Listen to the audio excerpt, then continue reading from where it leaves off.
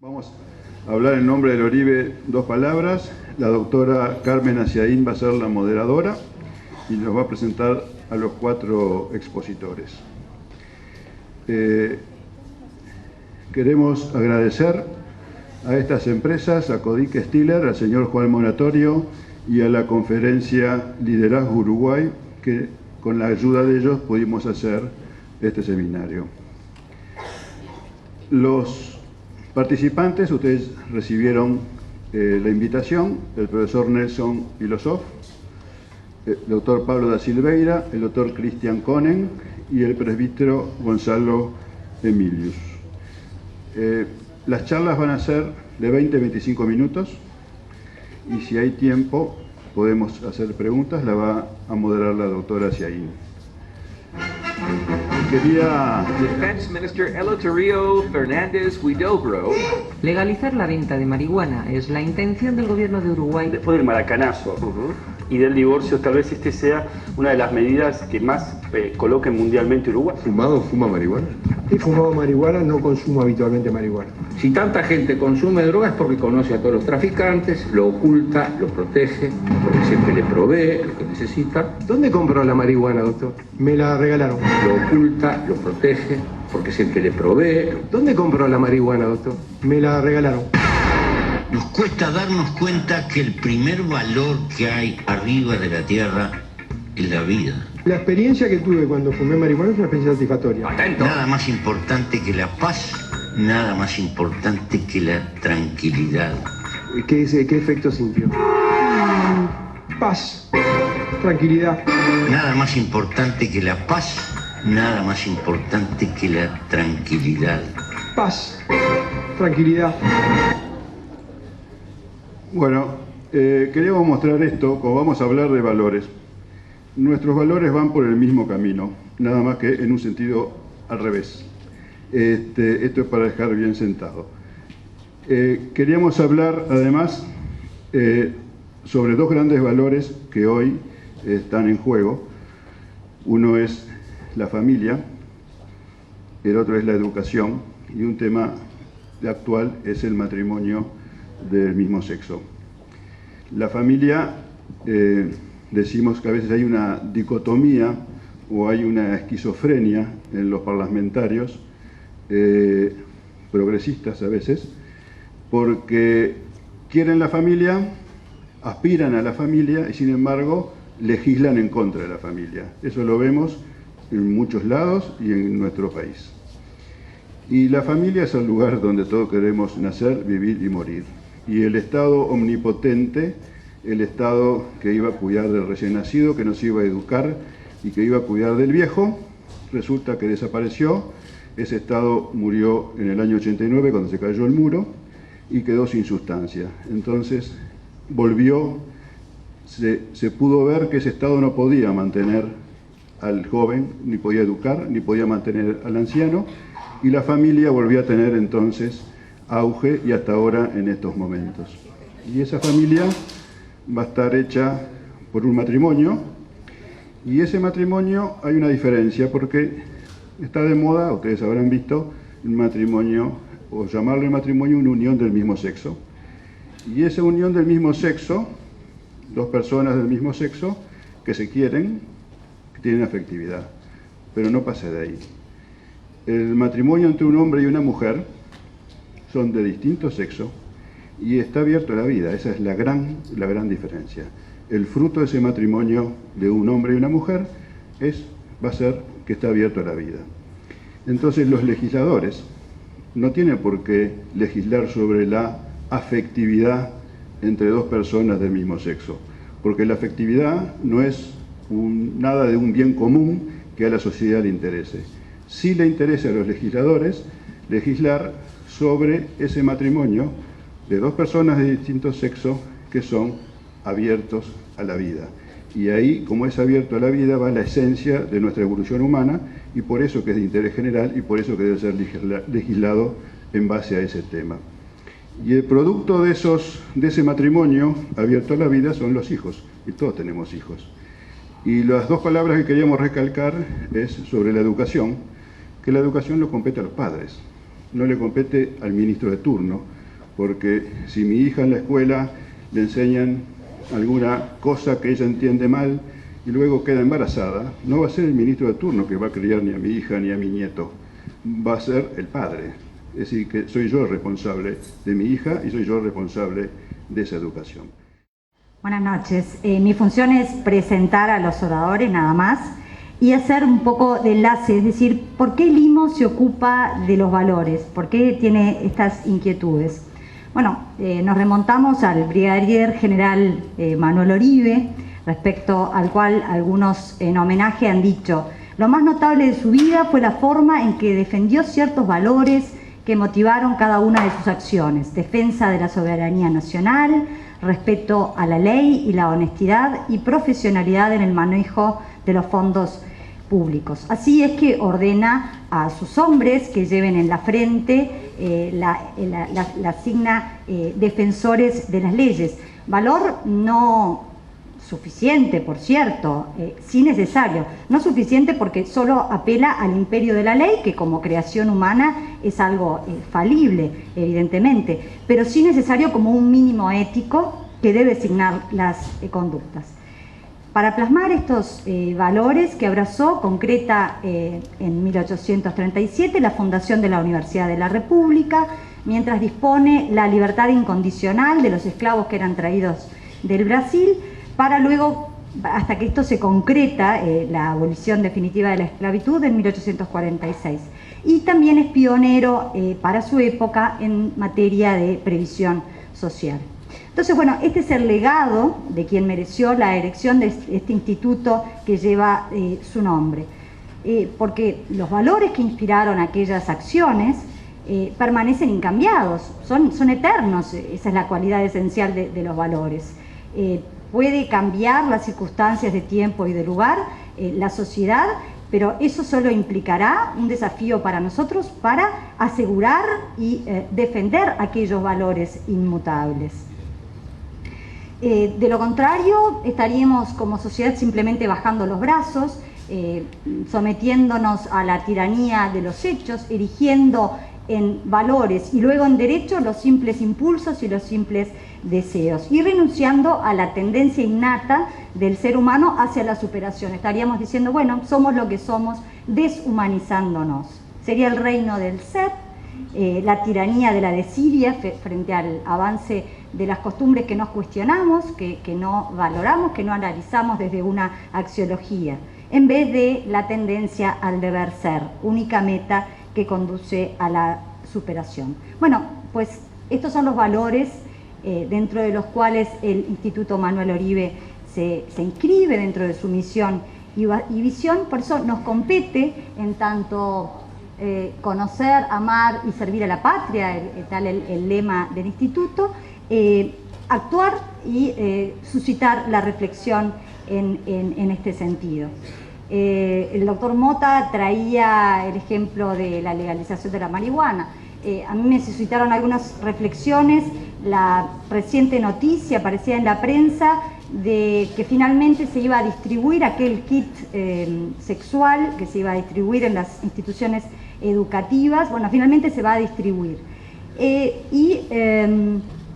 Parecería que estamos diciendo, bueno, no vamos a valorar la moralidad, la bondad de las conductas, simplemente vamos a someternos a la tiranía de los hechos para enarbolarlos en derechos. De esta manera traicionamos nuestro deber como padres y educadores, formadores morales, también contradiciendo el mandato constitucional, y nos deshumanizamos nosotros y también a las generaciones que es nuestro deber colaborar a formar. Voy a presentar al primero de los distinguidos oradores. No leo el currículum. Bueno, alguna reseña del profesor Nelson Pilosof, licenciado en Filosofía, profesor de Filosofía, representante general de la Universidad Hebrea de Jerusalén para América Latina, ha recibido menciones por su actuación en materia de diálogo interreligioso, en distintas menciones mundiales, ya que me está pidiendo que resuma su currículum. ha publicado varios libros y ensayos filosóficos y ha recibido destacadísimos premios. Ha dictado cursos, conferencias y seminarios desde Europa, Asia, América Latina, Estados Unidos, etcétera, etcétera, y gracias a Dios en nuestro país también. Así que con muchísimo honor. Muy buenas tardes, señor presidente del Instituto, doctora Ciaín, estimados amigos. Muy honrado y agradecido por esta invitación. Y no sé si lo hicieron a propósito, pero creo que el lugar que me pusieron en el panel es lo que yo quería hacer, no hablar primero, sino dejar marcados algunos conceptos básicos para pensar en colectivos como esta tarde sobre este excelente tema de qué valores hablamos cuando hablamos de valores. Mucha gente está repitiendo que hay una decadencia de valores, que los valores están en tobogán hacia abajo, por supuesto. No existe tal cosa. Es la gente la que está en decadencia. Los valores están siempre vigentes. Los asumimos y los realizamos o los rechazamos y los violamos. Pero no es un tema que le preocupe al valor, es un tema que nos preocupa a nosotros, qué postura tenemos frente a los valores. En 1928 apareció un libro en Alemania que se llamaba La subversión de los valores. Lo escribió el gran filósofo Max Scheler, uno de los grandes pensadores no solo de dicho país, sino de toda la historia del pensamiento, y en especial del pensamiento del siglo XX. No voy a hablar de Scheler toda la noche aquí, sería muy lindo que un día lo hiciéramos, lo merece porque fue un gran filósofo. Pero sí lo traigo a colación para entrar luego en el concepto del valor. Pero ¿por qué empiezo por la subversión? Scheler fue un estudioso del valor, el sentido del valor, el conocimiento y la relación de la conciencia y el espíritu humano con el valor. ¿Por qué apareció ese libro en 1928? No es casualidad. La Alemania a la que él se refirió y lo inspiró para ese libro era la que todavía tenía triste reminiscencia de la Primera Guerra Mundial y la decadencia espiritual del país. Y además ya estaba en crecimiento casi inevitable Adolf Hitler, que en 1923 había dado el golpe en Múnich y que luego en el 33 empezó a cumplir todo lo que dijo que quería realizar. Y en el medio de todo eso aparece ese libro de Max Scheler. Él le llama la subversión de los valores cuando la gente pierde conciencia del real significado del valor y se subvierten en donde lo malo está bien y lo bien está mal, y donde además hay una desorientación emocional y espiritual que hace no captar realmente el valor en su esencia y, lo que es peor, no sentirse en una mala conciencia por agredir al valor. La sociedad empieza mayoritariamente a desvirtuar la esencia de los valores que la sustentan y justifica la violación de los valores. Entonces, él advierte en ese libro el peligro que hay cuando la gente no tiene clara idea de la importancia del valor para que el hombre sea humano. ¿Qué es un valor? Valor es lo que vale y el desvalor es lo que no vale. En filosofía decimos que hay valores positivos y valores negativos, o el desvalor. Cuando pensamos si los valores preceden al hombre o los inventa el hombre, a nadie se le ocurre decir que el hombre inventa el concepto de número ni el de una figura geométrica. Tienen una vigencia absoluta independiente de la voluntad del hombre, si le gusta como son. Si todo un pueblo se pone de acuerdo de 2 y 2 son más 8, no va a ser nunca 8, tiene que ser 4, perdón. Tiene que ser, ya ver, tiene que ser lo que tiene que ser, porque el valor, el objeto ideal, número o figura geométrica, los captamos por la razón, pero no los inventamos. Nuestra razón funciona en relación a lo que cada uno de esos objetos ideales determina. Y si no se hace, está la diferencia entre la verdad y el error. Por tanto, estos valores objetivos, que son los valores, digamos, ideales que la razón humana detecta, son como son y el hombre no los puede cambiar. Cuando entramos en el mundo de los valores, entramos también en objetos, pero son diferentes a los otros. No los captamos por la razón, los captamos por la emoción, por la intuición. Y se nos presentan a la conciencia, como bien se dijo por la doctora Siaín, como un deber ser. O sea, el valor indica un camino y dice exactamente que se debe ir en esa dirección, porque va dirigido a la conciencia humana para su conducta y no solamente para pensarlo. Cuando se dirige a la conducta es porque el valor espera ser conocido, reconocido, asumido y cumplido. Y si eso se cumple y se realiza, la sociedad va en una dirección. Cuando la sociedad no identifica bien el valor, o si lo identifica, no se siente mal por violarlo, o por realizar lo contrario al valor, entonces la sociedad toma otra dirección. Cosa que no ocurre con los primeros objetos, porque son tan objetivos que se identifica fácilmente el error. ¿Y qué pasa con el valor? Cuando el valor es violado, no hay un error, hay una inconducta. Y el comportamiento del hombre tiene un significado distinto. El hombre, como todos los seres vivos, nace para vivir, pero también para convivir. Y para convivir tiene que integrarse a un núcleo que es la sociedad, la que lo protege cuando el hombre no está en condiciones de mantener su vida. Entonces hay gente que está cumpliendo valores al nuevo ser, le hace la vida posible hasta que él puede ser autónomo e independizarse y valerse por sí mismo. Por tanto, hay una conducta que va hacia la protección de la vida, hacia la formación del que nace y simultáneamente a convivir con los demás. Convivir es el único espacio para ser libre. Nadie es libre en la soledad. Robinson Crusoe no era libre porque no tenía otra alternativa que estar solo. La convivencia es el único ámbito de la libertad. La libertad está ligada al valor, porque el valor, en la medida que nos dice algo debe ser, depende de la decisión de cada uno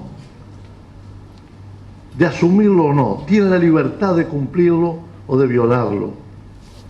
Entonces la libertad se realiza dentro del valor y el valor se realiza dentro de la sociedad. Si la sociedad no está integrada por personas que tienen la misma actitud hacia los valores, desvirtúa su esencia, su significado y repercute sobre la vida personal de cada uno de sus integrantes. Por tanto, la vida del hombre, a diferencia de otros seres vivos, tiene un significado. El hombre no puede evitar tratar de saber de dónde viene, hacia dónde va y qué sentido tiene lo que hace y lo que debe hacer. El hombre se lo pregunta y si no se lo pregunta, se lo cuestiona permanentemente, porque hay un gran misterio que nos envuelve. Y ese misterio hace que nosotros tratemos de descubrir por qué estamos aquí y qué sentido tenemos que darle a la vida que nos ha tocado vivir. De modo que esa identificación del valor forma parte de la educación de la convivencia. Pero los hombres no inventan los valores, como no inventan los números. El hombre descubre los valores. Y cuando nacemos formamos parte de una sociedad que ya está identificada con un conjunto de valores que son el sustento espiritual y moral del grupo social al que pertenecemos. De modo que, a diferencia de lo que se ha dicho estos días por aquí, en esta ciudad nuestra, donde todos los días se nos dicen cosas nuevas que nos dejan tiempo para pensar la que se nos dijo ayer, no es cierto que el derecho responde como derecho, responde a lo que la sociedad quiere. Es que la sociedad debe adaptarse al derecho, es al revés. Y el derecho se basa en la moral que lo establece y le da fuerza jurídica. Nosotros podemos formar leyes jurídicas que recogen un mínimo esencial de conductas que la sociedad tiene que sustentar para poder sobrevivir, estar sana y darle sentido a la vida de la gente que la integra. Eso es, en definitiva, y la responsabilidad jurídica, pero el derecho también puede ir contra los valores.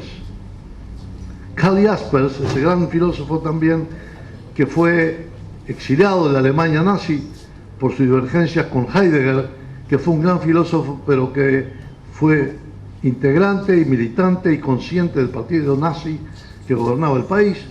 Karl Jaspers se fue a Suiza y después de la guerra escribió un libro, ¿qué había pasado con la Alemania de Hitler? Y él dijo, toda la Alemania fue un estado criminal, porque la enorme mayoría subvirtió los valores básicos en los que debe funcionar una sociedad con nivel humano. Vale decir que la mayoría optó por el desvalor y no por el valor, pero eso no le quitó esencia a la vigencia de los valores. Distorsionó el carácter, la moral, la historia y la trayectoria cultural y nacional del pueblo alemán. Y eso puede pasar en todas las sociedades donde el hombre se quiere colocar por encima de los valores, cuando al revés es lo que debe ocurrir. Son los valores los que dan el carácter al hombre y al sentido de la vida que asumimos. Pero solo eso es posible, y aquí entramos en otra cosa que se nos está infiltrando en la sociedad que estamos viviendo. Los valores se los quiere relativizar, absurdo filosófico, absurdo jurídico. Los valores son absolutos. Si hay uno solo que queda defendiendo el valor, ese derrota a toda la unanimidad que niega los valores. No es por democracia que se dirige la vida moral. La vida moral es individual, personal, única, porque cada uno de nosotros es único. El rol que cada uno tiene en su vida, el papel que cumple en la sociedad de que forma parte, la misión que asume es personal. Y entonces eso dignifica a la persona. En cambio, si sometemos a esa persona al dictado de la sociedad que va cambiando de actitudes según las circunstancias y donde a veces lo que rige no es la tendencia a hacer prevalecer los valores sino a negarlos, ese hombre se encuentra en un conflicto muy serio, no solo de conciencia, sino en un contorno que lo tienta a que viole los valores y no le va a pasar nada. Es la permisividad consecuente de la inmoralidad. Y esa permisividad permea en todo lo que la sociedad desorientada y deformada está realizando, porque ha perdido el sentido de la trascendencia. Acá hay dos filosofías que nunca se van a conciliar. Nosotros que tenemos una tradición judeocristiana, en nuestras sociedades, aún para quienes no son ni de una religión ni de otra, tenemos los valores fundamentales que esa tradición nos ha dado, respaldados por una filosofía que es la helénica y una estructura jurídica que es la romana, y eso forma nuestra civilización. Y nuestras sociedades se han fundado en base a esos valores. Cuando se hacen las leyes, la ley recoge lo que la conciencia colectiva predominantemente había adoptado como objeto de su respeto y su realización. Entonces, el compromiso, el deber ser, termina siendo no una obligación, sino un compromiso. Yo me permito diferenciarlo a dos palabras porque muchos las ponen juntos. Yo muchas veces estoy obligado a hacer cosas que no debo y no quiero hacer. Pero nunca nadie puede comprometerme si yo no quiero estar comprometido. El compromiso es una decisión propia, interior, de la propia conciencia. Y aunque no me obliguen, yo lo asumo. Y si nadie me va a castigar por violar cosas que se permiten, el tema es conmigo mismo. No es un tema de consenso, es un tema de conciencia. En consecuencia, el valor es lo que rige el sentido de la existencia. Si nosotros, y ahora quiero 2 minutos más, 3, por supuesto, he mencionado la palabra trascendencia. Mucha gente no capta que lo trascendente acompaña a la vida real de todos los días. Por razones que sería muy largo explicar, lo trascendente aparece para mucha gente como algo que al no ser detectable racionalmente o demostrable científicamente, no existe. Entonces, curiosamente, muchos que le dan, y le tenemos que dar el valor a la ciencia como búsqueda metodológica de una parte de la verdad, no de toda la verdad, terminan convirtiendo la ciencia en un ciencismo, que no es ciencia. El ciencismo es una actitud filosófica que cree que la ciencia es el desideratum que puede tener el hombre para llegar al conocimiento de la verdad. Sí, la verdad científica, estamos de acuerdo. Pero hay otras verdades que no son científicas. Y ya lo decía muy bien Blas Pascal en el siglo XVII. El corazón tiene sus razones que la razón no puede entender. Y lo decía con una visión tremenda de aquel gran pensador cristiano, que era justamente el hombre que sabe que está inmerso en un misterio, pero que ese misterio no le es lejano, lo siente. Y está mucho más cerca de lo que uno cree, si lo sabe oír y si lo quiere oír.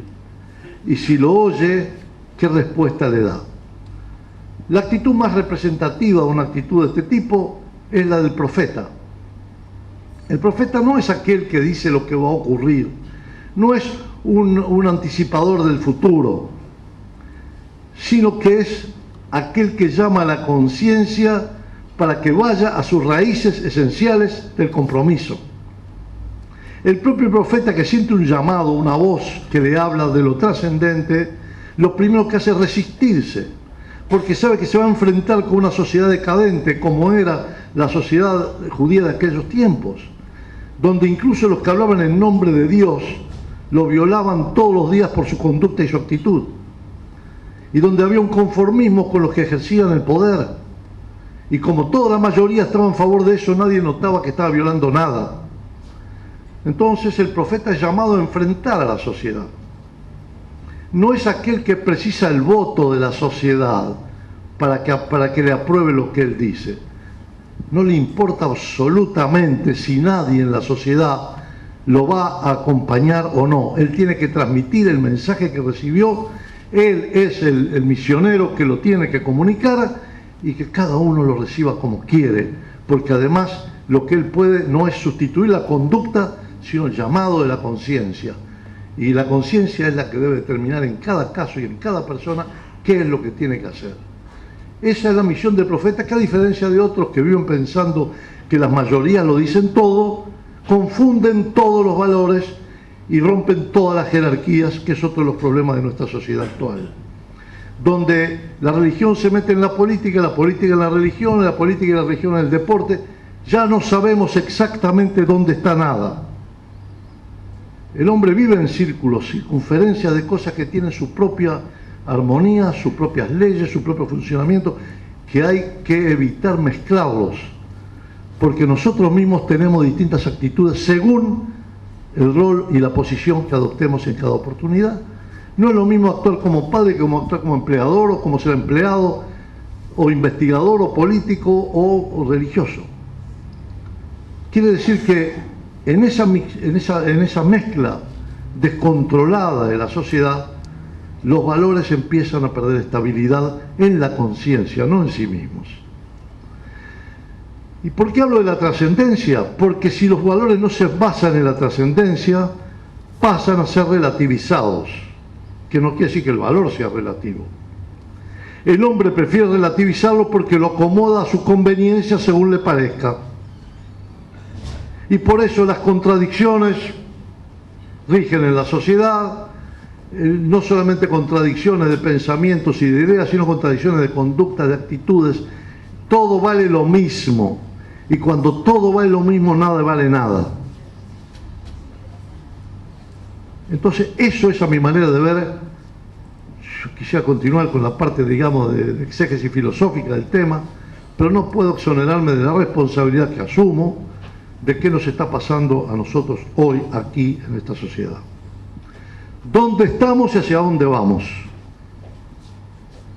Mientras los temas que priorizan nuestra atención y nuestra preocupación se atengan a importantes sectores de la vida, como son la economía, la política, las instituciones sociales, todo eso es fundamental en la sociedad y no está cuestionado en sí.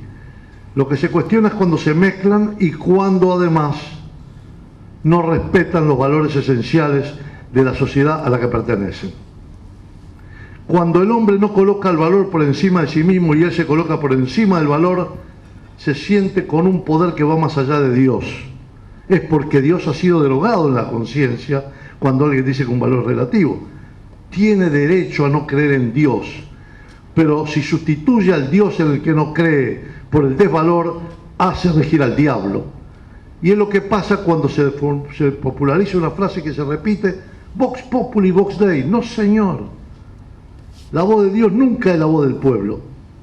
Puede ser la de un solo hombre y a veces de nadie, pero siempre va a vibrar, porque también la voz del pueblo puede ser la voz del diablo. Y hemos visto pueblos desviados, desvirtuados en su orientación, mal conducidos, que se les facilita todas las transgresiones posibles, se les permite todo, y entonces termina siendo el reino del que más tiene poder, el que más se siente dueño de la verdad, y siempre quiere imponer su verdad. Y si no es por adhesión, lo es por imposición. Y eso, en mi modesto entender, no sé si está empezando o si ya es parte de la manera de ser de una nación como la nuestra, que si por algo fue siempre respetada fue por sus valores y por la gente que la representó, acatando los valores, cumpliéndolos, difundiéndolos y convirtiéndolos en la manera de vivir de esta nación pequeña.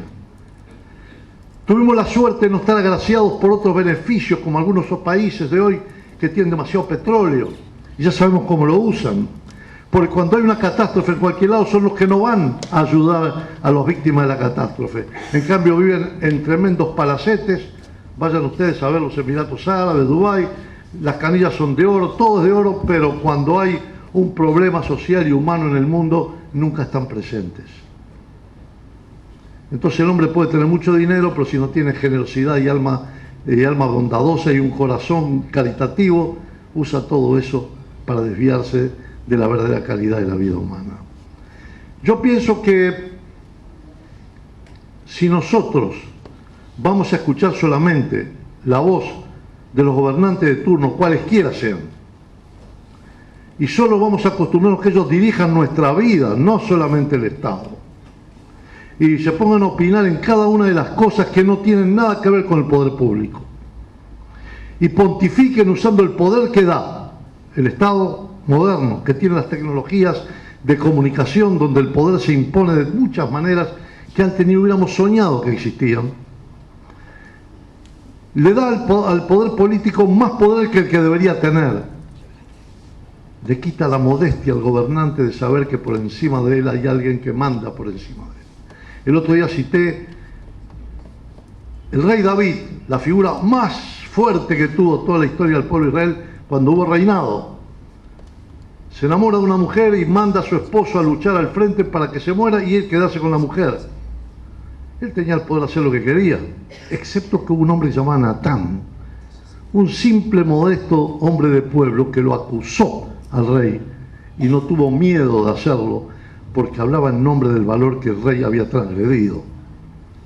Y no era el valor de la Constitución o de la ley legal, era el valor moral y espiritual a la que ese rey estaba tan obligado como cualquier ciudadano del país, porque todo eso estaba por encima de cualquier poder político, por encima de cualquier poder humano. Y si nosotros no vamos a entender que eso no importa la opinión religiosa que se pueda tener, pero cuestionar la absoluta vigencia de un valor objetivo que no depende de las mayorías o las minorías y de los estados de ánimo circunstanciales de las personas o de las sociedades, esas sociedades están condenadas a su decadencia. Es inevitable, lo dijo Scheller y se cumplió 5 años después de que lo escribió. La subversión de los valores condujo al nazismo y el nazismo condujo a la deformación total de un pueblo con una trayectoria cultural admirable, casi excepcional en el mundo, que cometió las peores atrocidades y que ni siquiera se sintió culpable por haberlas cometido, porque simplemente había subvertido los valores y los valores negativos habían sustituido a los positivos. Gracias.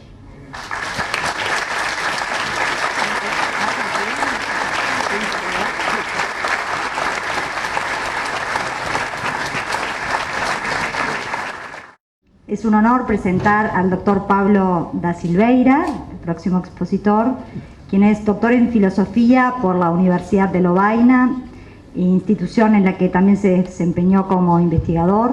Actualmente es profesor de filosofía política y director del programa de gobierno de la educación en la Universidad Católica del Uruguay, vicerrector académico hasta el año 2006.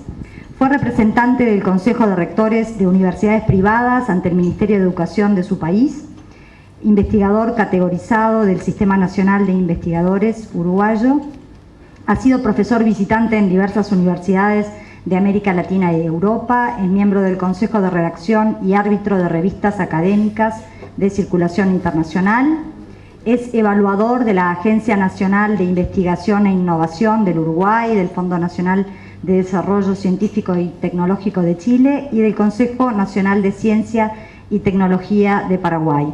Es columnista, lo leemos cotidianamente, del diario El País.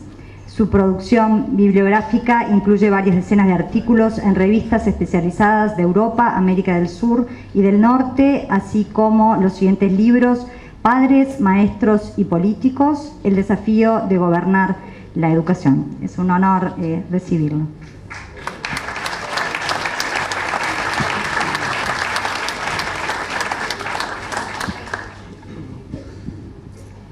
Bueno, buenas noches a todos. Gracias por acompañarnos en esta noche gélida que a algunos nos tiene un poco cascoteados.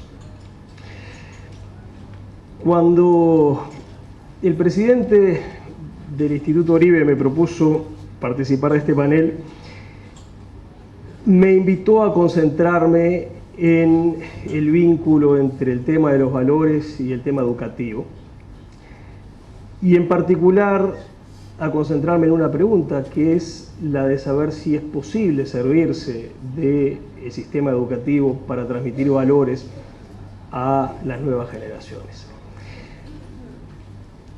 Y creo que la pregunta es interesante porque hay una suerte de paradoja en torno a ella. Por una parte, la respuesta a la pregunta es obvia y se resume en la idea de que no es posible no transmitir valores. Hagamos lo que hagamos, siempre estamos enviando mensajes cargados desde el punto de vista normativo. Ni siquiera hace falta hablar. Fíjense, por ejemplo, que la norma que los chicos aprenden en la escuela de levantar la mano para tomar la palabra es una norma cargada de mensajes valorativos, que tienen que ver con el respeto, que tienen que ver con la apertura a lo que el otro tiene para decir, que tienen que ver con el no servirse de la fuerza bruta para hacer uso de la palabra. Y pese a que eso es así, pese a que no es posible no transmitir valores, el hecho es que nos está yendo muy mal en ese terreno. Estamos fracasando en la tarea, al menos, de transmitir masivamente los valores que nos gustaría estar transmitiendo a los miembros de las nuevas generaciones. Entonces el punto es cómo explicar esa tensión, cómo explicar el hecho de que por una parte parecería muy fácil hacerlo y por otra parte estamos teniendo inmensas dificultades. Y lo que hoy quisiera compartir con ustedes muy brevemente son 4 posibles explicaciones, 4 posibles respuestas a la pregunta ¿por qué estamos teniendo tantas dificultades como efectivamente estamos teniendo en el intento de transmitir ciertos valores a las nuevas generaciones? Y simplemente lo que voy a hacer es presentarles esas 4 posibles explicaciones como tema de reflexión, eventualmente de discusión. Creo que una fuente de dificultades tiene que ver con el hecho de que los valores, mucho más que con las palabras, se transmiten con las acciones. Las palabras sirven cuando van respaldadas de acciones que son consistentes con esas mismas palabras. Y el mensaje simplemente verbal no funciona cuando hay contradicción o tensión entre lo que los miembros de las nuevas generaciones nos escuchan decir y lo que nos ven hacer. Y creo que ahí tenemos problemas serios. Un profesor que no prepara, un docente, una maestra, que no prepara adecuadamente sus clases, difícilmente pueda transmitir los valores de la responsabilidad y del esfuerzo. Un docente que no trata con respeto a sus alumnos, o al menos a parte de ellos, no puede transmitir un mensaje de respeto. No porque no sea capaz de decirlo, es perfectamente capaz de decirlo. Lo que pasa es que es muy poco probable que ese mensaje sea eficaz. Los miembros de nuevas generaciones son muy sensibles detectando cuando hay contradicciones entre lo que decimos y lo que hacemos. Y creo que ese es un problema muy extendido en nuestras prácticas educativas. Una segunda explicación de por qué tenemos dificultades tiene que ver con algunas limitaciones que nos imponemos nosotros mismos. Nos hemos convencido de algunas ideas que son falsas y esas ideas nos atan, nos ponen límites. Voy a mencionar solo una, pero no por casualidad ni por capricho, sino porque tal vez algunos de ustedes no lo sepan, pero es una idea muy extendida en nuestro sistema educativo hoy. Esa idea es que a las normas hay que consensuarlas. Las normas que hay que aplicar en un centro educativo, hay que conversarlas con los estudiantes, hay que llegar a acuerdos con los estudiantes y solo si se hace eso, luego se pueden aplicar. Esta es una teoría muy extendida en nuestros docentes. Muy. Y es una teoría que está teniendo consecuencias catastróficas. Para entender por qué, hay que empezar por entender que esta teoría puede querer decir dos cosas distintas. Una primera cosa que puede querer decir, y muchos docentes están convencidos de ellos, es que solo son legítimas aquellas normas que he consensuado con aquellos que deben respetarlas. Si no lo dialogué previamente con ellos, si no llegamos a un acuerdo, entonces yo no tengo autoridad moral para obligarlos a cumplir ciertos límites o a asumir ciertas responsabilidades. Bueno, esa idea de que solo es legítima una norma que ha sido previamente consensuada, y consensuada en un sentido fuerte, que quiere decir por todos, es errónea porque no se ajusta con lo que pasa en nuestra sociedad. ¿Alguno de ustedes participó de la construcción del consenso que dijo que la luz roja era la luz con la que hay que pararse en los cruces? No, ninguno de nosotros participamos de la construcción de ese consenso. Sin embargo, estamos dispuestos a cumplirlo y en principio deberíamos cumplirlo habitualmente, a veces no lo hacemos. O para poner otro ejemplo, los impuestos. Los impuestos son normas que, como la propia palabra lo dice, surgen de un acto no de consulta ni de consenso, sino de imposición de una autoridad legítima, por supuesto, que además cumple procedimientos adecuados para que ese impuesto se convierta en una obligación que nosotros debemos asumir. Y el ejemplo de los impuestos es un ejemplo interesante porque muchas de las personas que creen que en el terreno educativo hay que consensuar todas las normas son al mismo tiempo favorables a políticas impositivas extremadamente agresivas del Estado respecto de los contribuyentes. Y no hay contradicción en las dos cosas. Pero ciertamente están incurriendo en una contradicción, y en una contradicción que de algún modo se transmite a su vínculo con sus estudiantes y que tiene consecuencias funestas en varios sentidos, porque o bien no hay normas, porque es muy fácil boicotear una estrategia de ese tipo, o bien esos docentes terminan contradiciéndose delante de los estudiantes, porque al mismo tiempo que dicen que hay que consensuar todas las normas, aplican algunas normas de manera innegociada, por ejemplo el calendario escolar o los horarios de entrada y de salida. Entonces el mensaje que reciben los estudiantes es absolutamente contradictorio. Otros, más sociológicos tal vez, entienden esta extraña teoría bajo la forma de un pronóstico. Y ese pronóstico dice que los estudiantes solo van a estar dispuestos a cumplir aquellas normas que hayan consensuado previamente. El problema no es cuál es la fuente de legitimidad, sino un problema de eficacia. Si nosotros no consultamos previamente las normas, si no las consensuamos, los estudiantes no las van a cumplir. Bueno, muy frecuentemente detrás de esa visión de las cosas, lo que hay es una renuncia a ejercer la autoridad.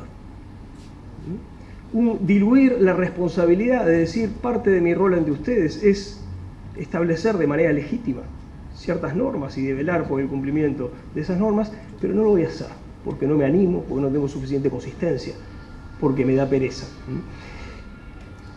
Y el resultado, de nuevo, es un resultado muy catastrófico en términos de convivencia. La convivencia, en general, en todos los órdenes, anda mejor cuando hay fuentes de autoridad, de legitimidad reconocida y con capacidad de asumir sus responsabilidades, que establecen normas que hacen falta para funcionar. Hace ya muchos años, en 1958, Hannah Arendt, una gran pensadora, escribió un textito que se llama La crisis en la educación, y que es un texto en muchos sentidos profético, anticipa cosas que efectivamente pasaron después, y desarrolla una idea que a mí me parece muy imponente, que es: la crisis de autoridad en el mundo contemporáneo no se debe a que los que deben obedecer se nieguen a obedecer, sino a que los que deben mandar se niegan a mandar. Y la razón, dice Arendt, es que ejercer la autoridad es hacerse cargo de un orden de cosas existente. Ejercer la autoridad consiste en ponerle la cara a un conjunto de normas que son las que rigen el funcionamiento de una organización, de la sociedad en su conjunto, y decir ante los recién llegados, los miembros de nuevas generaciones, los que se incorporan: este orden vigente a mí me parece razonablemente correcto, suficientemente correcto como para que sea mejor respetarlo y hacerlo funcionar que no. Y yo me hago cargo de ese orden ante ustedes, me convierto en la cara de ese orden y trato de trabajar en favor de su vigencia. Nada de lo que acabo de decir significa que esté mal consensuar normas. Consensuar normas es una práctica muchas veces razonable y posible, y en muchos contextos es probablemente la mejor de las opciones. Pero no siempre, no por sistema, no acríticamente, y sobre todo no es verdad lo opuesto. No es verdad que nunca se puede aplicar normas que no hayan sido objeto de un consenso previo. Creo que una tercera fuente de dificultades para transmitir la clase de valores que queremos transmitir es nuestra creciente dificultad para entender a los miembros de las nuevas generaciones. Muchas veces hacemos malos diagnósticos y como resultado de esos malos diagnósticos desarrollamos malas prácticas. Por ejemplo, suponemos muy alegremente o muy fácilmente que los jóvenes de hoy no tienen valores. Y no es así. Tienen sus propios sistemas de valores. Nos podrán gustar más, nos podrán gustar menos, podrán coincidir en mayor o en menor medida con la clase de valores que nosotros podamos pensar que deban tener, pero tienen sus propios sistemas de valores. Por ejemplo, por mencionar solo algunas cosas muy fácilmente reconocibles, son terriblemente refractarios a cualquier cosa que consideren autoritaria, lo que incluye desde auténticos actos de autoritarismo hasta simples actos de autoridad, y muchas veces hay confusiones ahí. Pero son más sensibles a los actos de imposición autoritaria y más reacios a aceptar los actos de imposición autoritaria de lo que fue la gente en otras épocas, o en otros contextos. O valoren la sinceridad. Los jóvenes son ignorantes muchas veces por comparación a cómo fuimos nosotros a la edad de ellos, son brutos, a veces son autodestructivos, pero son sinceros y les molesta muchísimo la falta de sinceridad, mucho más de lo que a las generaciones mayores les puede molestar la falta de sinceridad. Podemos evaluar eso como queramos, pero es un dato, basta observarlos, basta entrar en relación con ellos para ver que eso es así. Me alegra que Gonzalo asienta porque tiene mucho más experiencia que yo en esto. O son extremadamente favorables a la tolerancia. Tienen casi que un culto de la tolerancia. Podemos pensar incluso que un culto excesivo. Una visión de la tolerancia que los lleva a pensar, por ejemplo, que no hay que juzgar, o que no hay que criticar, o que no hay que rechazar prácticas o actitudes que merecen ser juzgadas, criticadas o rechazadas. Efectivamente tienen esa clase de problemas. Pero la tolerancia es una idea que tiene muy metida adentro y son muy consistentes con la convicción de que la tolerancia es un valor positivo. Entonces, a veces parte del problema es que, o una de las causas de las dificultades que tenemos es que, porque son diferentes que nosotros, y ciertamente son diferentes de nosotros, no solo son diferentes de nosotros tales como nosotros somos ahora, son diferentes de cómo éramos nosotros cuando nosotros teníamos la edad que ellos tienen ahora. El error es pensar que porque son diferentes, entonces no hay nada que rescatar en sus convicciones y en su comportamiento. Bueno, si pensamos así, vamos por mal camino. Así como no hay que caer en el extremo demagógico de decir hay que consensuar todo con ellos, tampoco hay que caer en el extremo demagógico de decir no tienen nada para decirme. Y yo, en consecuencia, no tengo nada donde apoyarme para tratar de avanzar por un camino de entendimientos. Bien, creo que una última fuente de dificultades para transmitir valores, especialmente en el contexto educativo, tiene que ver con cosas que pasan afuera de los establecimientos educativos. Puertas afuera de los establecimientos educativos están pasando cosas que complican la tarea de transmitir valores. Algunas de esas cosas tienen que ver con procesos que están más allá de nuestro alcance, pero que tenemos que reconocer y tenemos que asumir. Nuestras sociedades han cambiado mucho.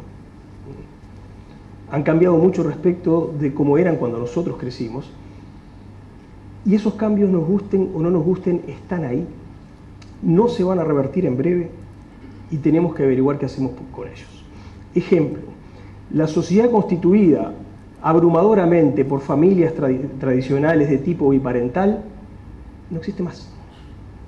No estoy diciendo que la familia biparental tradicional no exista más. Por supuesto que existe y goza de muy buena salud. Lo que estoy diciendo es que una sociedad tal en donde el 90% de los chicos crecía en hogares tradicionales biparentales, eso no existe más. Y eso no se va a reconstituir en ningún plazo que tenga valor operativo para nosotros. Eso es un hecho. Nos puede gustar, no nos puede gustar, lo podemos criticar, no lo podemos criticar, pero es un hecho de la realidad.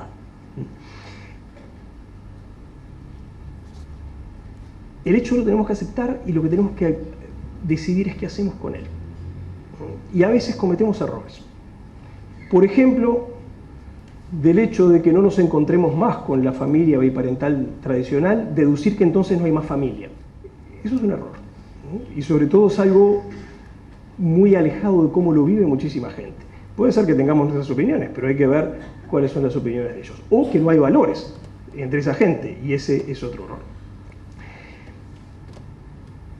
Preferir que la sociedad siga otro curso del que efectivamente esté siguiendo. Incluso trabajar activamente y poner mucha energía para tratar de torcer el curso por el que va la sociedad y conseguir que se reoriente, no nos ahorra el trabajo de entender lo que está pasando. Y tenemos que tratar de entender lo que está pasando, incluso aquellas cosas que no nos gustan que estén pasando, para poder establecer puentes de entendimiento con el resto de nuestros conciudadanos y especialmente con los miembros de las nuevas generaciones. Bueno, esa es la parte difícil. Hay una parte un poco más fácil, un poco, es un juicio relativo, que consiste en este punto. Otras de las cosas que pasan en la sociedad, otras de las cosas que pasan fuera de los establecimientos educativos y que complican la tarea de transmitir valores, no tiene que ver con estas macrodinámicas muy difíciles de transformar, sino con decisiones políticas. Con decisiones políticas que transmiten mensajes, que muchas veces van en contra de la clase de valores que intentamos transmitir dentro de los establecimientos. Voy a poner solamente un ejemplo. Todos lo sabemos, en Uruguay tenemos cifras alarmantes de deserción en la enseñanza media. El porcentaje de chicos que abandonan los estudios antes de terminar la enseñanza media es de los más altos de América Latina. Para dar solamente una cifra que ya era conocida, En Chile hoy, ese Chile que supuestamente es el ejemplo del neoliberalismo y de la injusticia y de todo lo demás, el 80% de los muchachos de 20 años terminaron la enseñanza media. En Uruguay andamos por abajo del 40%, menos de la mitad que en Chile. Los injustos, los excluyentes, no son los chilenos, somos nosotros. Hoy mismo se conoció en la prensa un conjunto de cifras de la encuesta de hogares aterradoras acerca de el impacto acumulado del abandono de los estudios por parte de los jóvenes uruguayos.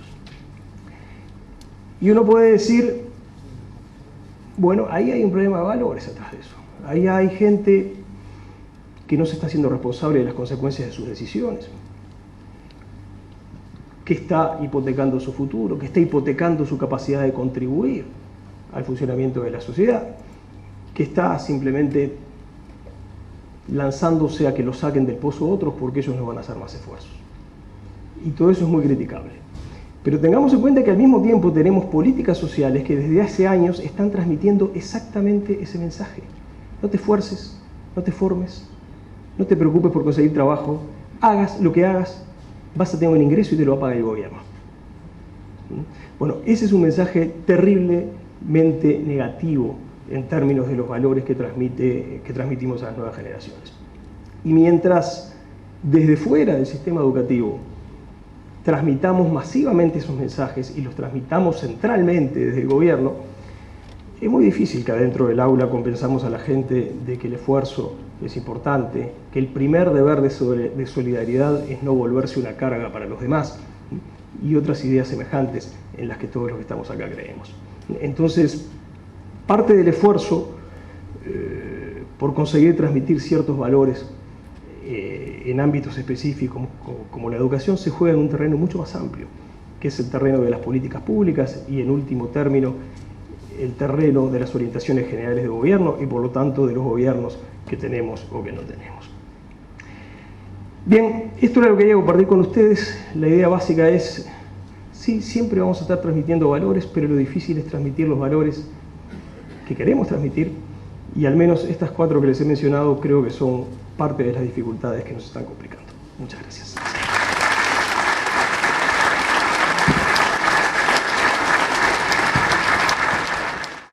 Es abogado por la Universidad Católica de Buenos Aires, máster universitario en Matrimonio y Familia por la Universidad de Navarra, España, doctor en Derecho Matrimonial por la Universidad de Navarra, España, fundador del Instituto de Ciencias para la Familia de la Universidad Austral, profesor invitado en instituciones de familia del Norte, Centro y Sudamérica, abogado matrimonial canonista y orientador matrimonial.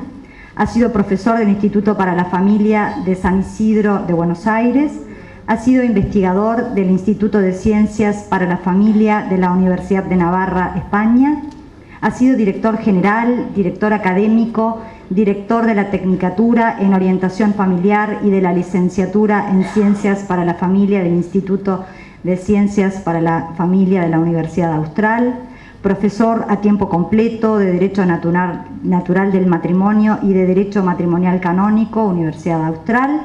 Asesor del Secretario de Estado de Población de la República Argentina, conferencista internacional, ha pronunciado un millar, me impresionó, de conferencias en 17 provincias de Argentina y 25 países de América, Europa y Asia.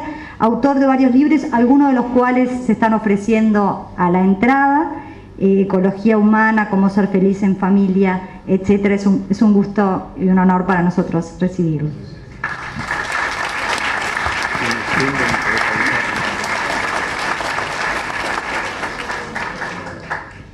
Buenas tardes. Primero, lo primero.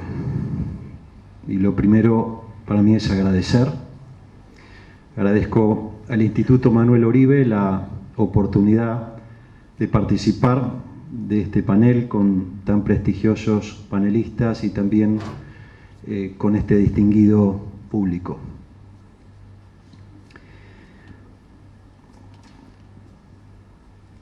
Si yo tuviese que concentrar en 2 palabras lo que yo considero que es el gran desafío para nuestros países en el siglo XXI, esas dos palabras son las siguientes: ecología humana.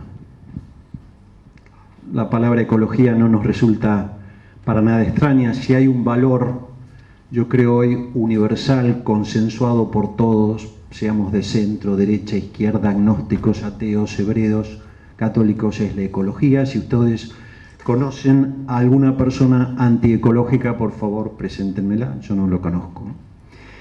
Quizás lo novedoso es el adjetivo, lo que acompaña ecología, ecología humana. Venimos tomando conciencia, algunos países con más adelanto que otros, de la importancia de la ecología. Y siempre la etimología de las palabras iluminan los conceptos. Eco significa casa. Luego conocimiento, estudio, a partir del conocimiento, su cuidado. Venimos tomando conciencia, en efecto, de la importancia de cuidar la casa física, aire puro, agua pura, fauna, flora, tratamiento adecuado de los residuos, y creo que para bien, porque necesitamos una casa física adecuada. Pero creo que es un fenómeno global de nuestros países el crecimiento de otra sintomatología de contaminación. Crecen, lamentablemente, en nuestros países fenómenos como la delincuencia de jóvenes, la violencia juvenil, las adicciones juveniles, los trastornos psicológicos, la deserción escolar, el suicidio juvenil. Mi hijo mayor vive en Canadá, estuvimos con mi familia visitándolo, país que no tiene ningún problema de tipo económico, laboral. Índice de suicidio de jóvenes creo que después de Japón más alto. ¿Qué está pasando? ¿Por qué crecen estos fenómenos? Creo que la respuesta es un desafío que pasa por extender el concepto de ecología. No solo necesitamos una casa física adecuada para vivir, necesitamos otro hábitat adecuado. Podríamos llamar un hábitat ecológico espiritual adecuado para vivir. ¿Y cuál es ese hábitat ecológico espiritual para la vida humana? Es un ámbito donde cada uno de nosotros sea valorado incondicionalmente, donde no se condicione nuestra valoración a algo, a nuestra productividad, a nuestra idoneidad técnica, criterio de valoración en el mundo laboral, a nuestras destrezas deportivas, criterio de valoración en el mundo deportivo, a nuestra mayor o menor simpatía, criterio de valoración en el mundo social. Incondicionalmente. Necesitamos un ámbito donde encontremos nuestro sentido de pertenencia y de identidad más profundo. Un ámbito de contención humana básica. Un ámbito donde vivamos como personas humanas, es decir, respetando los atributos de la persona humana, la dignidad, la identidad, la intimidad, la racionalidad, la libertad para amar. Y sé que están pensando perfectamente cuál es ese ámbito. El ámbito donde recibimos valoración incondicional, el ámbito donde encontramos nuestra identidad y nuestro sentido de pertenencia más profunda, el ámbito donde recibimos contención, es la familia. Es hora de extender el concepto de ecología. Y esto es la ecología humana. Año 2004. Universidad Norteamericana de Princeton, Estados Unidos. Se reúnen 53 profesores universitarios, catedráticos, de todas las ciencias: filosofía, historia, psicología, medicina, derecho, sociología, economía, de distintas creencias, agnósticos, ateos, hebreos, evangelistas, católicos, realmente una pluralidad interesante. ¿Qué estudian estos profesores universitarios?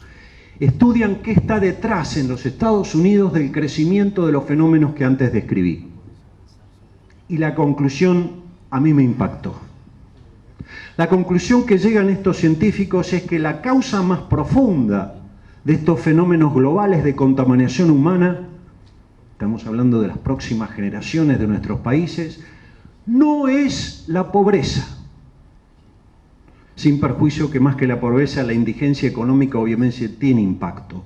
No es el analfabetismo, no es la falta de instrucción escolar, no es la falta de trabajo. Hablé hace unos segundos del ejemplo de Canadá, donde no tienen ningún problema de pobreza, en concreto la ciudad de Vancouver, de mayor nivel de calidad de vida, ningún problema de analfabetismo, ningún problema de falta de trabajo, y el crecimiento del suicidio juvenil es abismal. La conclusión a la cual llegan estos científicos es la siguiente. La causa más profunda de esta contaminación humana que está afectando a nuestros países es la falta de percepción de afecto de las nuevas generaciones. Es la falta de afecto. Directamente relacionado con la crisis de la familia y más aún con la crisis del matrimonio. Luego es hora de ecología humana. Es hora de pasar a la acción. Primero a debatir, pero después a pasar a la acción. A acciones de ecología humana, es decir, a acciones de cuidado de la familia. ¿Y cuáles son los distintos niveles de acción de ecología humana? Uno es el macropolítico. Una característica de las democracias modernas es la existencia de políticas de Estado, líneas de acción pública que trascienden los gobiernos de turno porque se relacionan con cuestiones que nos interesan a todas. Aquí tenemos una. ¿Cuánto necesitamos en nuestros países puntos de encuentro? Cosas que nos unan como nación, además del fútbol en un mundial. Aquí tenemos una, la familia. Repito, cualquiera sea nuestra posición política, nuestras creencias religiosas, lo que más nos importa es la familia. Y no esto no es una opinión personal, ¿eh? En la universidad en la cual he trabajado en los últimos 20 años, cada 5 años le tomamos el pulso a la población argentina. En una investigación nacional a través de 16 ciudades de Argentina, en una muestra sociológica importante de más de 1000 entrevistas personales. Me acuerdo que en el año 2000 le preguntamos, entre varias opciones, qué era lo que más le importaba a la gente, y las opciones estaban trabajo, dinero, desarrollo individual. El 77% respondió la familia. Lo volvimos a preguntar en el 2005. El 80% respondió la familia. Esta misma encuesta se hizo en otros 18 países con el mismo resultado. Si se hiciera en Uruguay, daría el mismo resultado. Lo que más nos importa es la familia. Ahora bien, yo creo que nadie duda de que a nivel individual la familia importa a todos. El tema que exige mayor atención es por qué la familia, además de ser una realidad de interés individual, es de interés público. Ahí está la cuestión. Porque avanza un planteo legislativo según el cual la familia o la función del Estado respecto de la familia es simplemente la de ser un registrador de las distintos tipos de opciones de uniones sexuadas y afectivas que decidan constituir sus ciudadanos. Pero esa no es la razón más profunda por la cual la familia es de interés público. La familia, además de ser una realidad de interés personal, es de interés público porque brinda a una sociedad valores fundamentales, vitales para la vida de la sociedad, y por eso llamo a estos valores valores estratégicos. ¿Y cuáles son? Es decir, ¿cuáles son los valores específicos que aporta a la familia, a la sociedad, a nuestros países, y que por lo tanto hace de la familia una realidad de interés público? Primero, la procreación de las próximas generaciones de uruguayos o de argentinos. Sin uruguayos no hay nación uruguaya, no hay nación argentina. Y nuestros países, no conozco exactamente el caso de Uruguay, pero sí el de Argentina, vamos a un grave riesgo de no asegurar el recambio generacional. El segundo valor específico que aporta a la familia, a una sociedad, es el proceso educativo de un ser humano, que no es un trabajo industrial. No se educa al ser humano en serie porque no somos individuos en series. Somos creaciones de realidad inédita, somos personas. Por lo tanto, es un trabajo uno a uno y nadie mejor que un padre y una madre para ese uno a uno. La educación de un ser humano no se terceriza. Por lo tanto, este es el segundo valor específico, estratégico, que aporta la familia a la sociedad. El tercero es ser hábitat ecológico para la vida humana, es decir, un ámbito donde seamos valorados incondicionalmente. Pensemos en el amor a nuestros hijos. ¿Es que acaso está condicionado a sus notas escolares o a sus destrezas en el fútbol? No, la valoración es incondicional. Y esa valoración incondicional o la percepción de esa valoración incondicional genera salud física, psíquica y espiritual. Y la falta de esa percepción de afecto o valoración incondicional genera falta de salud, como dicen los científicos de Princeton. También un valor específico que hace de la familia que sea una realidad de interés público es ser el ámbito que proporciona a un ser humano su identidad más profunda y su sentido de pertenencia más profunda. La nacionalidad forma parte de nuestra identidad. Ustedes son uruguayos, yo soy argentino, pero hay otros 39 millones de argentinos. No es mi identidad más profunda el ser argentino, si bien forma parte de mi identidad. Soy abogado, pero hay millones de abogados, no forma parte de mi identidad más profunda. Ahora bien, solo yo soy padre de mis hijos. Yo soy único y irreemplazable como hijo de mis padres, como padre de mis hijos, como hermano de mis hermanos, como tío de mis sobrinos, como sobrino de mis tíos, como nieto de mis abuelos. Solo yo. Nuestras identidades más profundas tienen nombre familiar. Y cuando a un ser humano se le priva de su identidad más profunda y de su sentido de pertenencia más profunda, se lo hace vulnerable, y por eso los distintos regímenes totalitarios han atacado la familia, porque saben que un ser humano sin familia es vulnerable y manipulable. Y finalmente, otro valor específico que aporta la familia a la sociedad es la equidad generacional. La posibilidad de contención y cuidado que surge precisamente del valor específico de la valoración incondicional de sus miembros, que hace posible el cuidado de las generaciones más vulnerables como la primera y la tercera edad. Bien, es hora entonces de políticas de Estado de familia, porque la familia, además de interés personal, individual, es de interés público. Otra cuestión que me parece exige un debate y una aclaración, una clarificación profunda es qué estructura fundacional es la óptima para el cumplimiento de las funciones y valores estratégicos que cumple la familia en una sociedad. No cualquier estructura de unión sexuada es de interés público, aunque la pluralidad de nuestras sociedades hoy manifiesta distintos tipos de uniones sexuadas y estructuras de hogares.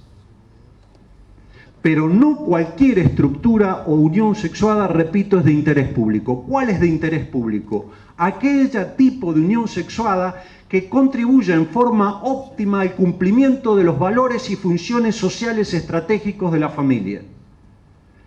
Y creo que es evidente que si hay una unión en el cual sus protagonistas se comprometen con responsabilidad en derecho respecto del cumplimiento de las funciones sociales estratégicas de procrear, criar, educar, contener a los seres familiares, esa estructura de uniones de interés público, y no aquellas uniones sexuadas en las cuales sus protagonistas, desde su legítima libertad, deciden no asumir ningún compromiso respecto de las funciones sociales estratégicas.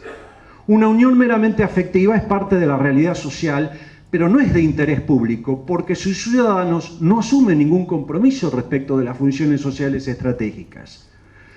Por lo tanto, si tratamos igual a las distintas uniones sexuadas, estamos discriminando injustamente al matrimonio. Y no estoy diciendo que no deba atenderse a las situaciones de daño y violación de derechos humanos de los protagonistas de otras uniones sexuadas. Pero el principio de igualdad ante la ley debe integrarse con el principio de justicia. Y es justo tratar igual lo igual y desigual lo desigual, y es discriminatorio en forma injusta tratar igual lo desigual o desigual lo igual. ¿Cuál es el valor específico que el tipo de unión matrimonial aporta a la sociedad? Amantes son los que simplemente se quieren. Cónyuges son los que, además de quererse, se deciden a comprometer a quererse, a querer quererse. Y si bien esto no asegura el cumplimiento de las funciones sociales estratégicas, crea una posibilidad de sustentabilidad, es decir, de cuidado, conservación, desarrollo y restauración de las familias mayor que si el planteo fundacional de una unión es voy a estar con vos no hasta que la muerte nos separe, sino hasta que la vida nos separe, hasta que no tenga más ganas de estar con vos. Esto es, en lenguaje del sociólogo polaco-hebreo Zygmunt Bauman, líquido, frágil. Luego, un gran desafío de ecología humana es entusiasmar, porque, como decía el profesor, no educamos sino entusiasmamos. Entusiasmar a los jóvenes por el matrimonio. No solo el matrimonio es de interés público, es de interés personal, porque el mejoramiento personal que dos seres humanos, un hombre y una mujer, reciben al entregarse incondicionalmente a otro, es un bien fundamental para la vida humana. A lo largo de la historia siempre ha habido uniones matrimoniales y no matrimoniales. Pero lo curioso es que siempre han sido festivas las uniones matrimoniales. Aún hoy no se festeja irse a vivir juntos simplemente. Se sigue festejando la boda. Ahora, ¿qué es lo que se festeja? ¿Que nos dan un papel? No, porque el papel no casa, es un instrumento de prueba desde el siglo XVI. ¿La diferencia está en la intervención de una autoridad? No. Si fuese así, durante 16 siglos no intervenció ninguna autoridad. Por lo tanto, si bien forma parte de la validez, la intervención de la autoridad correspondiente no forma parte esencial.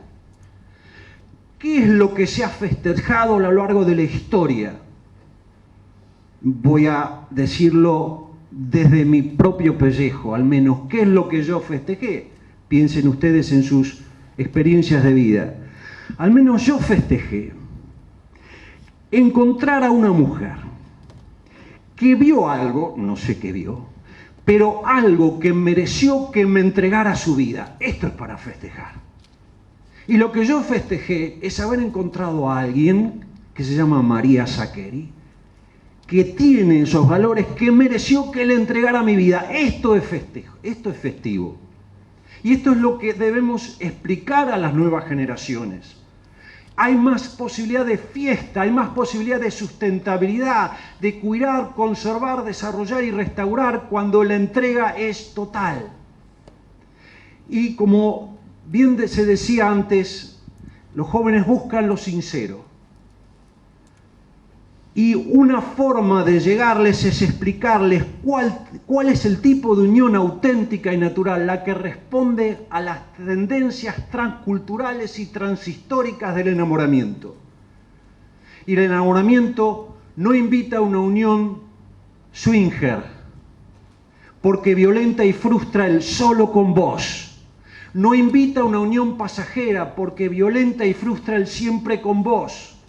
No invita a una unión egoísta porque violenta y frustra lo mejor de mí para vos que uno siente cuando está enamorado. Y no invita a una unión infecunda, invita a una unión fecunda. para recrear todo con vos también en el momento oportuno un ser humano. Y lo que la humanidad ha llamado a una unión entre un hombre y una mujer que tienen toda la riqueza para complementarse en lo anatómico, fisiológico, sensual, afectivo, racional y espiritual. Exclusivo para ser posible el solo con vos, permanente para ser posible el siempre con vos, altruista para darte lo mejor de mí a vos y fecundo, eso es el matrimonio. Luego, la unión auténtica y natural que buscan los jóvenes es el matrimonio. Y cuando se les hace este puente, esta conexión entre lo que les invita el enamoramiento y el tipo de unión que es respuesta, no hay tal rechazo. Sí, desciende la tasa de nupcialidad, pero estoy convencido que el aparente rechazo del matrimonio es un rechazo a una idea errada del matrimonio. Creer que el matrimonio es una institución religiosa o estatal que nada tiene que ver con lo que uno siente cuando está enamorado. Y es precisamente el matrimonio la respuesta a las tendencias psicológicas, transculturales y transhistóricas del enamoramiento. Debo terminar. Una vez un filósofo español nos dijo algo a los argentinos como remedio de muchos de nuestros males. Argentinos a las cosas. Y yo agrego ahora a las cosas de la familia.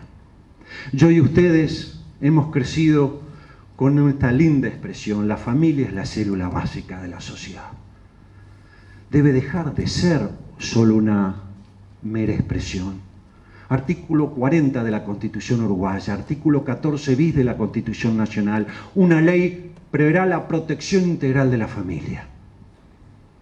Es hora de políticas de Estado de familia, es hora de políticas empresarias familiarmente responsables, donde una mujer y un hombre puedan ser exitosos profesionales y ser exitosos esposos, esposas, padres y madres. Una vez le preguntaron a la mujer de un presidente: para usted, ¿cuál es el secreto de un país? Y ella respondió: el secreto de un país no está en la economía, no está en la tecnología, no está en la casa, en la sede del Poder Ejecutivo, en la sede del Poder Legislativo, en la sede del Poder Judicial, donde se toman obviamente decisiones importantes. Dijo: el secreto de un país está en los hogares familiares de sus ciudadanos. Y termino también con una respuesta que siempre me impactó, de esa grande de la humanidad que fue Teresa de Calcuta. Un periodista le hizo esta pregunta: madre, ¿qué puedo hacer para poner mi grano de arena para mejorar esta sociedad, este mundo? Y le contestó: señor, vaya a su casa y ame a su familia. Nada más.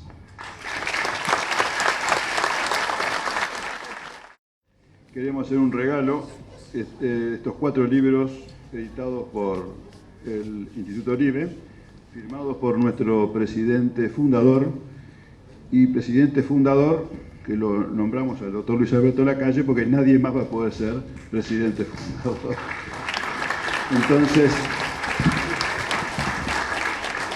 queríamos regalarles el libro de Herrera, La Revolución Francesa y Sudamérica, y al doctor Christian Konen, que es argentino, La Historia del Partido Nacional, para que la vaya leyendo.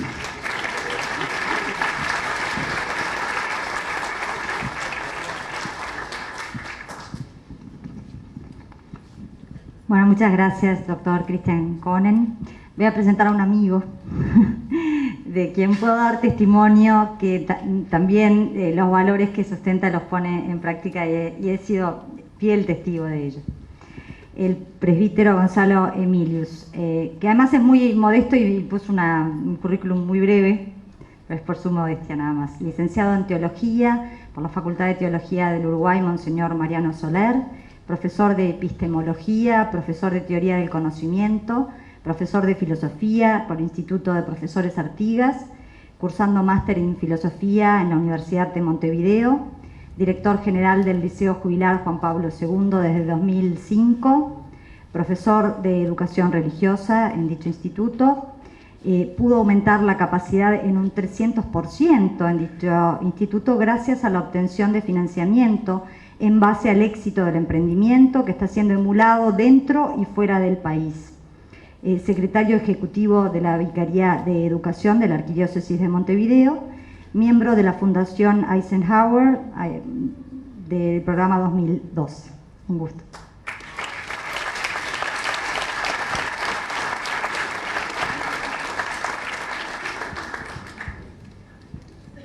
No sé qué decir. Después de estos excelentes expositores creo que me queda callarme y solo disfrutar de... Queda como el corazón, ¿vieron? Removido. Pero, Carmen, muchas gracias por esa breve introducción. Acabo de llegar de Estados Unidos y quiero compartirles un poco esa experiencia con ustedes. Y yo les haría una pregunta. ¿Qué pasa si yo me pongo ahora a sacarles fotos? Las subo a Facebook, a Twitter.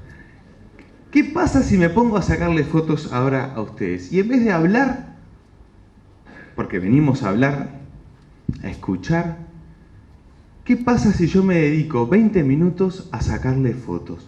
¿Qué pensarían o qué dirían? Nadie diga nada, por favor. ¿Qué diría? Me está haciendo perder el tiempo. ¿Y? No tiene nada que decir. ¿Cuándo arranca? ¿Para qué lo trajeron? ¿Sacar fotos? Está, mijo, ya está. Cortala. Es tarde. Después de estos expositores espectaculares, ¿de qué estás hablando? ¿20 minutos sacando fotos? Y empezamos los cuchicheos. Y porque somos bastante educados, no nos paramos y nos vamos. Pero estaba en Estados Unidos junto a 20 personas de todo el mundo y había un grupo de asiáticos en el Gran Cañón, meta a sacar fotos. Y foto, y foto, y foto, y parate acá, y parate allá, y anda allá. Y yo hacía lo mismo que ustedes. Me reía. Junto al argentino y al brasilero. Los tres, ¿qué hacíamos? Nos reíamos y nos codiábamos. Decile al chinito que todas las piedras son iguales. Nos codiábamos y nos reíamos. Decile al chinito que todas las piedras son iguales. Esa noche nos juntamos con Colin Powell. Charlando con Colin Powell, él dice, ¿cuál es el gran problema de Estados Unidos hoy en día? Asia.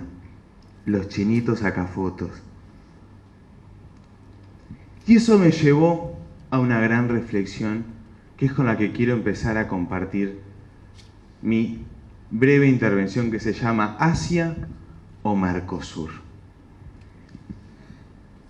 Los chinitos sacafotos, asombrados, maravillados, deseosos, entusiasmados, preguntaban, querían, buscaban, todo quería aprenderse, todo quería conocerse, todo quería descubrirse. El uruguayo, el brasilero y el argentino. Ja, ja, ja, ja. Todas las piedras son iguales. Los asiáticos ávidos por descubrir un mundo que no tienen ni idea de cómo funciona. Ávidos de conocer una dinámica que no es la propia. Ávidos de captar y tratar de capturar qué es lo que hace a eso algo tan maravilloso, tan exitoso, tan hermoso. Por el otro lado, estábamos los que ya lo vimos, ya lo sabemos, ya lo conocimos y ya lo hicimos. Ya está. ¿Qué me vas a venir a enseñar vos si este cuento yo ya lo vi? Si esta historia ya la conocí. Y el principal problema de Estados Unidos son los chinitos sacafotos. ¿Por qué? Porque, Cristian, yo te escuchaba y lo más lindo de tu charla fue escuchar a una persona de mediana edad enamorado de su mujer, que sigue diciendo: lo más hermoso que me pasó fue descubrir el amor de mi vida, que no se escucha normalmente, que no se valora normalmente. Porque, ¿cómo te lleva tu matrimonio? La voy peleando, voy tirando, voy viendo qué puedo hacer. Porque por sobre todas las cosas, creo que hay un valor que está por sobre todo, que se llama actitud. Y ese valor llamado actitud es lo que nos diferencia a los seres humanos frente a una misma realidad. La piedra es la misma. ¿Por qué en él genera asombro, admiración, ganas, respeto, avidez? Y en otro genera: ya lo vi, ya lo hice, ya lo sé. ¿Qué es lo que hace que Cristian siga enamorado de su mujer? Y otro: voy tirando, la voy peleando. Y en casita vamos viendo, porque vieron que los uruguayos todo es chacrita, casita, porque, o sea, todo es... Y voy con mi familia y vamos viendo con la mujercita y la cosita, terrible, no, vamos a la chacrita. ¿Qué es lo que diferencia a una persona de otra? La actitud con la que enfrenta esa piedra. El Gran Cañón es igual. En uno despertaba ganas y en el otro despertaba: sigamos con otra cosa. Porque creo que de eso se trata, de qué hablamos cuando hablamos de valores. Porque, como decía muy bien Pablo, las generaciones actuales no escuchan palabras, escuchan hechos. Las generaciones actuales no escuchan discursos, escuchan testimonios. ¿Y qué testimonio es el que hoy, como personas adultas, le estamos dando a las generaciones más jóvenes? Le estamos dando el testimonio de personas totalmente desencantadas de vivir, desencantadas de soñar, desencantadas de crear, desencantadas de apostar. ¿Por qué? Porque ya lo vimos, ya lo hicimos, ya lo vivimos. Y el desencanto es el peor antivalor que una persona le puede transmitir a otras. Estoy desencantado de la política, estoy desencantado de la familia. ¿Por qué estás desencantado de la familia? Porque mis padres viven discutiendo, porque mis padres no se hablan, porque lo único que importa en casa es cuánto entra, cuánto sale. ¿Por qué estás desencantado de la familia? Porque me aburro, porque nadie tiene tiempo para mí, porque vivo solo, porque no estoy nunca con nadie. Después nos rajamos las vestiduras y decimos: ¡qué horrible! ¡Qué horrible! Y si lo que hemos transmitido es desencanto, es falta de actitud, falta de ganas, falta de asombro, porque nos hemos convertido muy rápido en adultos y hemos perdido la capacidad de sonreír y especialmente de maravillarnos por lo que nos rodea. Que eso es lo lindo cuando uno va como turista a otra parte. Uno se maravilla y se asombra, y después llega a Uruguay y no nos asombramos de nada. ¡Qué horrible! ¡Qué feo! ¡Qué espantoso! Nos vestimos todos iguales y hacemos todo lo mismo. Y perdemos la capacidad de asombro, y capaz que allá le sacamos terrible foto y acá ya no me asombra nada. Y cuando uno dice ya no me asombra nada es porque perdió el valor por sobre todas las cosas esenciales en la vida, que es la capacidad de ¿qué? De crear y de desarrollar lo que somos, porque eso es generar cultura. Generar cultura es cultivar lo que nadie ha sembrado.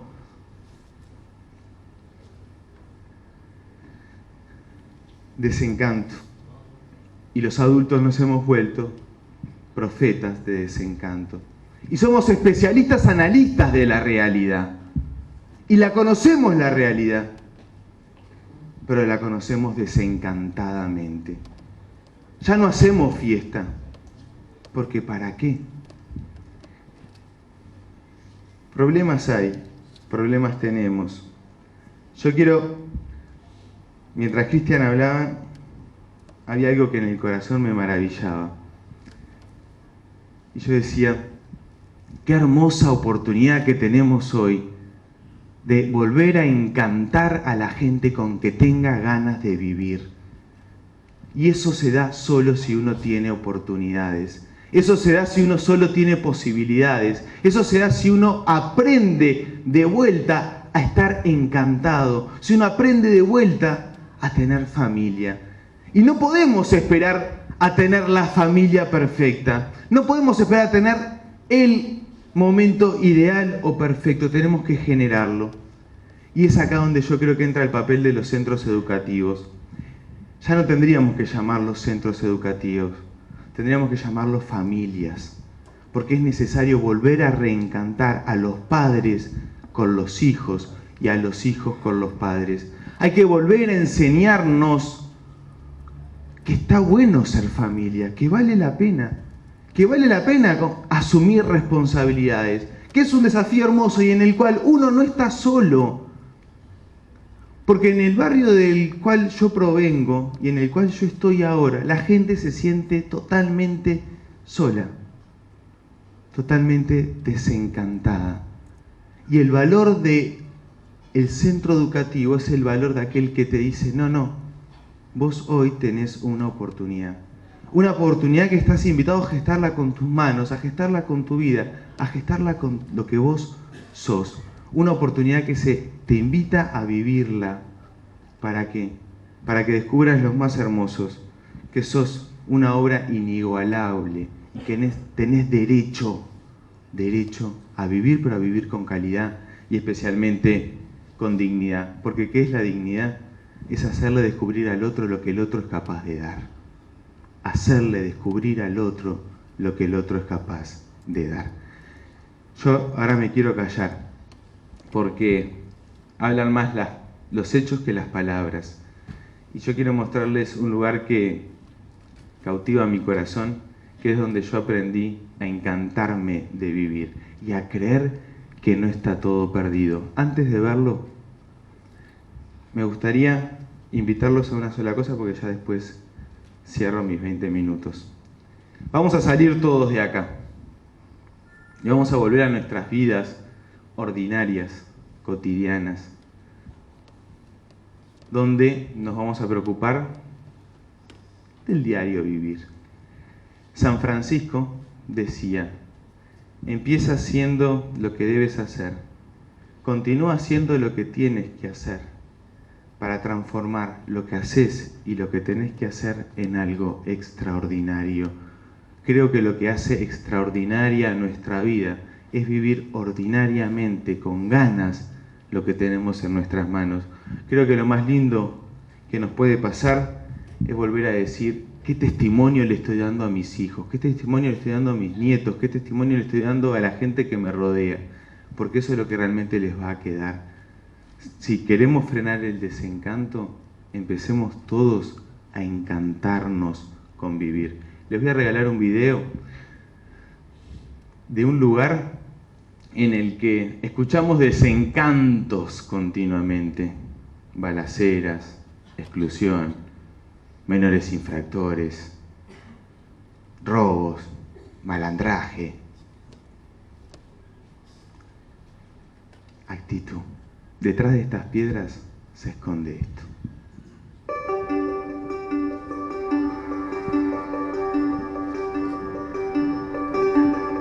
Estamos en el barrio Nuevo Yauri, que hace más o menos aproximadamente unos 6 años y medio que nosotros vivimos acá.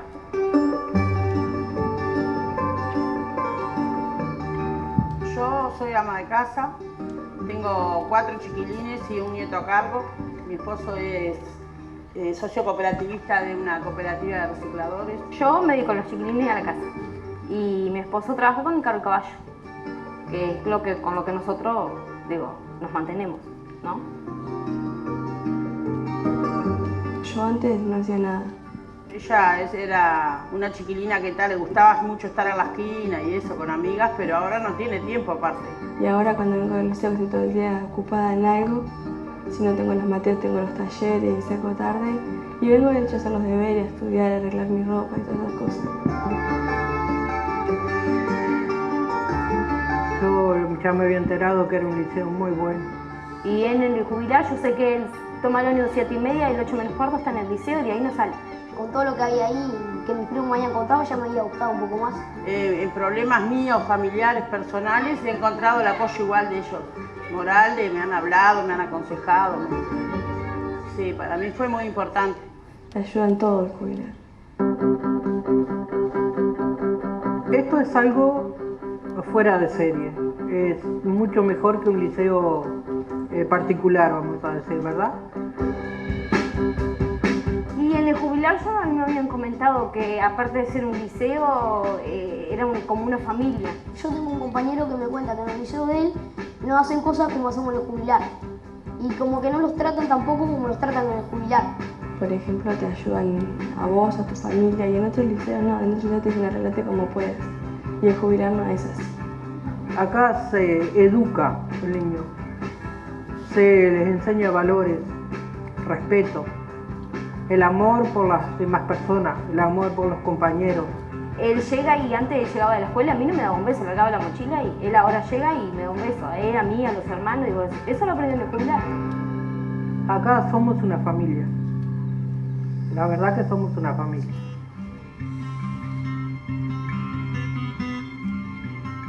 Y que es realmente viable el soñar y el crear un mundo diferente.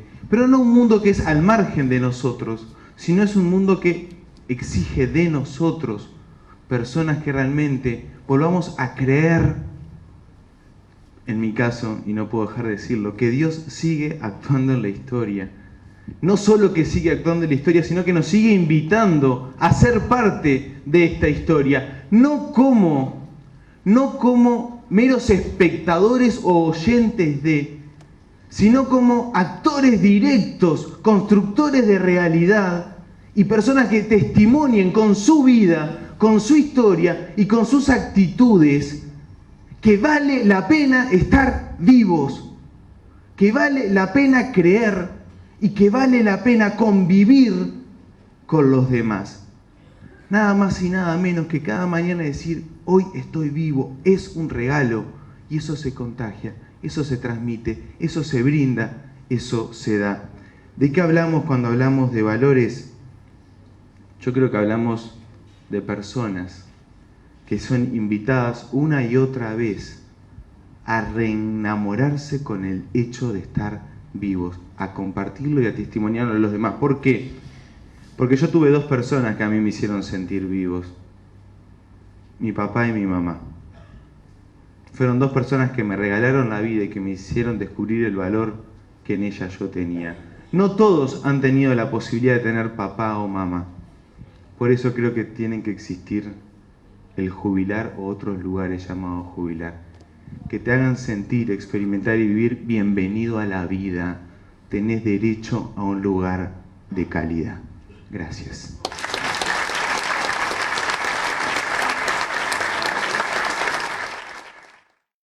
El 13 de agosto tenemos un seminario sobre políticas sociales o asistencialismo, se llama así. Van a ver el programa, se lo vamos a mandar. Y para terminar, le pedimos al doctor Lacalle, que dice que no, si puede cerrar esta noche.